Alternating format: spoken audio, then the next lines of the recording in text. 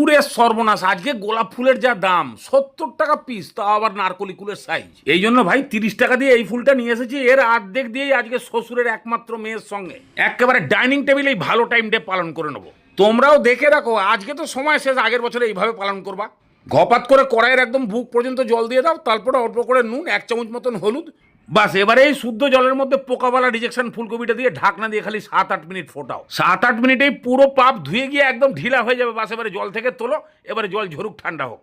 এবারে নতুন কড়াই বসাও, নালে ওইটারই পালিশ করে দিয়ে তার মধ্যে 2 চামচ তেল, গরম হয়ে গেলেই থ্যাতলানো রসুন, মোটা মোটা হলে ওই 3-4 কোয়া, বাস। এবারে ভেজে করে ফেলো লালচে।